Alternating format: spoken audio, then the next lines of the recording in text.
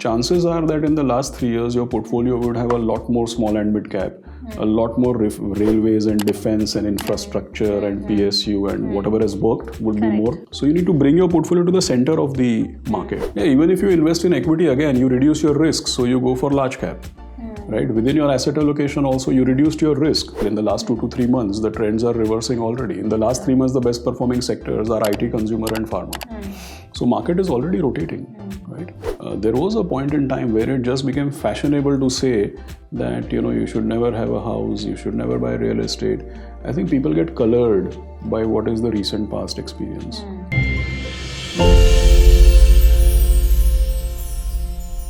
We have Aashish Somaiyaa with us, the CEO of WhiteOak's Capital AMC. Hi Aashish. Hi, thanks for having me here.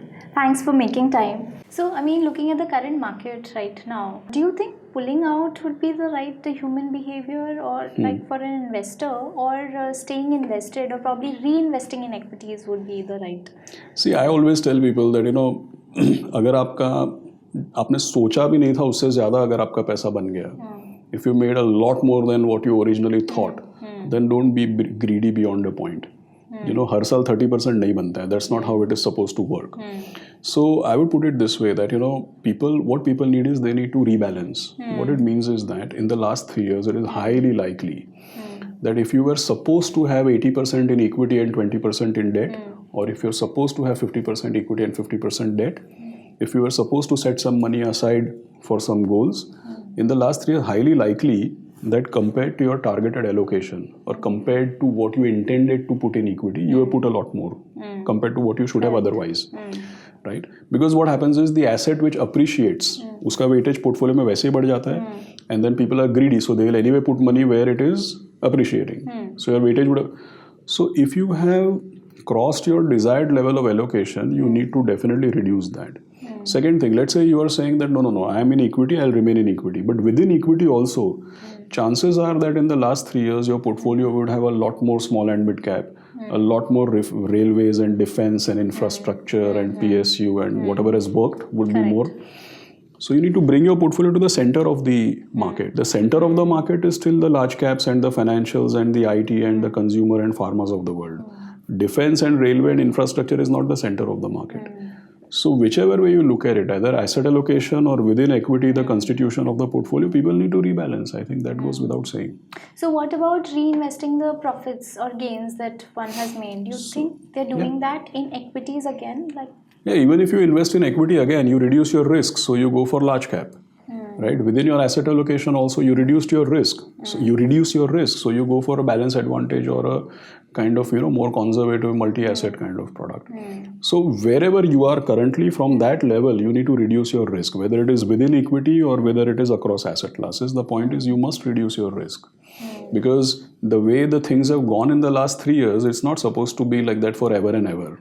Right? So if you had a purple patch in the last 2-3 years, I am no one to predict that things will get worse. But I can only say that last few years, things have been slightly above average. Reduce your risk. Don't run away from the market. Don't pull all your money. But just, I'm repeating, but reduce the risk in the portfolio. So you spoke about sectors like railways, defense, etc. So in the last Samvat trading year, we saw capital goods, realty, auto perform really well, though banks lagged behind a little. Sure. But what is the kind of trend that you see for the next Samvat 2081? So I would say a couple of things. One, partly I already mentioned that, in English, no intention to harm animals. But in English, there is a proverb which says you should shoot where the rabbit will be. I have no experience of doing that, but you can intuitively understand what it means. You shoot where the rabbit will be, correct? So if you see, what has happened is, even you take 5 years, why last year? If you take last 5 years data, say we are talking as of 30th September, you take last 5 year data, what you will find is that the Nifty might have given some 18% compounded. If you take defense, small part of the market, but it's above 50% compounded in last 5 years. If you take public sector enterprises, must be some 25-30% compounded in last 5 years. If you take PSU banks, so many sectors, the high beta, contra, cyclical, what we used to call them, they have all given in the vicinity of 2 to 3x, 1.5 to 3 times return of Nifty. And then if you see some part of consumer, IT, pharma, they have given half or less or around what Nifty has given. So there are some parts of the market which has given 0.5 to 1x of Nifty, and there are some parts of the market which are not given slightly more, 1.5 to 3x of what Nifty has given. Now, market is always mean reverting, and market always works on relative valuations. So that's why if you piece all this together, then you should know. And by the way, you don't need to wait for me to tell. In the last 2 to 3 months, the trends are reversing already. In the last 3 months, the best performing sectors are IT, consumer, and pharma. So market is already rotating, right? So I think I suspect that people's portfolios are where the market was 1 year back, right? And I think in every which way you look at it, people need to rebalance their portfolios. So there has been a shift, and you see that sectors like IT, consumer, discretionary, etc., performing well going ahead. Yeah, even banks, if you really ask me. See, you should be counter-cyclical. So I think that, and market is already rotating. And you should not be just sticking to where you made disproportionate return in the last few years, because market works on relative value. Correct? So yes, the rotation has started, and I think the rotation will continue, and a different set of sectors will do well. Even compared to, say, small cap, or at least say compared to mid cap, for instance, maybe large caps would outperform. Small cap is a very big universe. We consistently keep getting new ideas. So let me not generalize on small cap, because the universe is really big, and there is always new ideation happening. But mid cap is a very constrained universe, right? So I would say you should be in large cap for that matter. So is it just sectoral rotation that we are seeing, or there is also market cap rotation? Yes, market cap also. If you see last 1 month, large cap is outperforming mid cap and small cap. So like I said, I'm very bullish on small cap because consistently new ideation keeps happening. But I think mid cap, for instance, has gone up a lot. Large cap, there is good potential because if you see last 5 years, Nifty has given some 18% compounded, which is higher than average, but it's not like crazy. And in those 5 years, even the earnings of Nifty has compounded 18%, right? So I think the large caps, the top 100 stocks are still okay. Small cap, I won't generalize because there is consistently new ideation happening. Mid cap has clearly gone up a lot. Since you said that there's a lot of ideation happening in the broader market, there are also a lot of mid and small cap companies going to IPO. Yeah. So what's your perspective on that? Like, are these the ones that probably an investor could probably think about investing in? See, as a house, WhiteOak never generalizes, or WhiteOak is not, there is some given wisdom that IPOs, you should not participate in IPOs, etc., etc. WhiteOak as a firm doesn't have that mindset. We evaluate every IPO on merit. There are many IPOs where our team is, or our funds are, anchor investor or a IPO investor, or, and we might follow up after it gets listed. We might buy it 3 months later. We are very open-minded. Also, what we should keep in mind, we are not living in 1990s. Yes, in 90s, people had a spate of bad experiences with IPOs.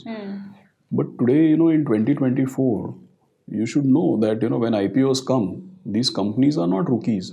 They've been with private equity for 15 years. They have a track record already. They are reasonably mature businesses which are in the cradle of private equity for like 12 to 15 years. And they have like a reasonable history. They built a market position and then they come for IPO. Right? Today's, some of that may be happening in the SME IPO space. I'm not talking there. We don't invest there. But generally, if you see main board IPOs, I don't think we should look at them from 1990s lenses here. There are very good businesses which are coming. They have a good history. So for every IPO, we have to evaluate what value is it going at? How do we think it will play out? So we look at each one on merit. So analyzing a little about how equity is for an investor as an asset class, whether it is attractive or not. We know that you enjoy cars, but hesitate to lock in money there too much in that asset. And your preference for real estate over equities is also quite known.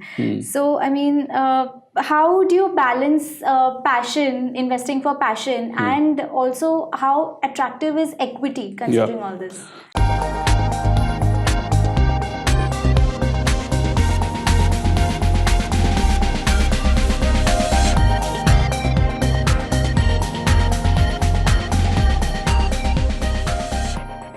So, I would just say it's not like I find real estate more attractive over equity. But yes, if you really ask me, you go 3 years back, decisions cannot be judged only on hindsight. But there was a point in time let's say for example, if you looked at 2019 before COVID, or you looked at 2020, or you look at early stages of 2021, right? There was a point in time where it just became fashionable to say that you should never have a house, you should never buy real estate.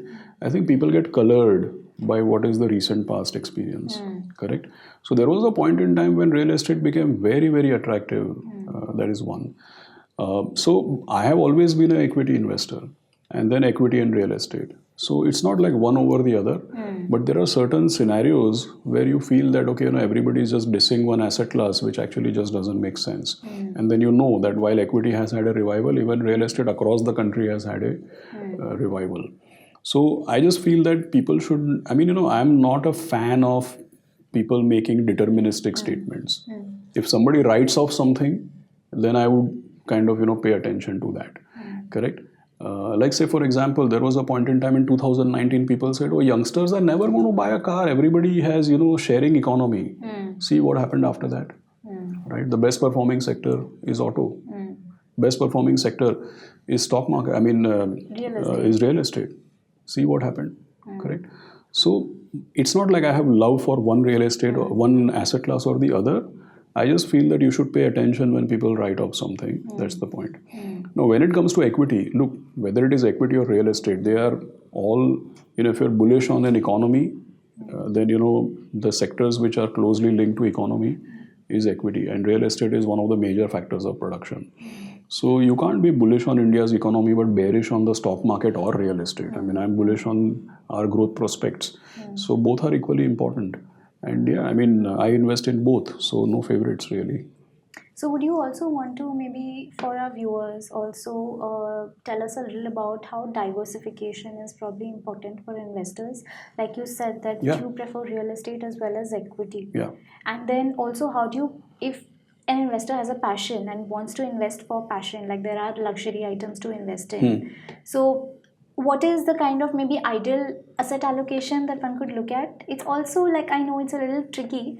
No, I don't think, investing for passion, it's a well-known thing that human beings make decisions based on emotions and then try to justify it with their rationality or their logic, correct? So मुझे लगता है ये passion-based investing, you decide whether it is passion or it is investing. Because if you want to suffix investing behind passion, then it better make investment sense also, correct? So passion-based investing, I really don't know. I am passionate about what will grow my client's portfolio or my portfolio. That's very clear. I would not justify anything which is my passion. I will not try to justify it as investing. It works as a great investment. It just betrays emotion in that sense. I'm not saying I'm emotionless. I also might have made a lot of investments based on some emotion and then justified it with some science behind it. But outwardly to say that this is my passion investing, I don't know how much. I've not thought enough about it, but my first reaction is what I'm sharing with you, right? Because people will be having some science behind their passions also. I don't know people can justify, right? So I think that investment should be made for investment. Passion is different. You can follow anything. Like you said that, okay, you're right. I love driving, but that doesn't mean I block a couple of crores, and say that it's a passion investment. No, I think it's going to be a depreciating asset that won't change. So since you already brought up the topic, what are the other hobbies that help you unwind, or what are the things that you do apart from market, besides market? Besides market, I like reading. I love traveling, whether it is on work or with my family. I love reading a lot. I follow fashion trends. I read up about it. Then of course I love playing with my son because he's 5, so he's like a lot of fun. So these are the things, but I don't make like a deliberate attempt to unwind. It's not like work is such a big load that you have to spare time. And I'm not somebody who tries to be deliberate about work-life balance or about unwinding. Because it's maybe like a natural work satisfaction that you get, so it's not maybe that you big a load. You take things as they come. Right? Say for example, if you tell me that there is an event where I have to go and deliver a speech on a Sunday, like for example, last Sunday morning I was in Banaras. So what should I say? That I want to unwind. But yeah, on a Monday morning, 11 o'clock, I may go to my son's school because that day he says, you come and drop me. So you have to be natural about it, right? I mean, I may be sitting with my son on a Monday morning, but on Sunday I might be slogging, doing like 5 meetings.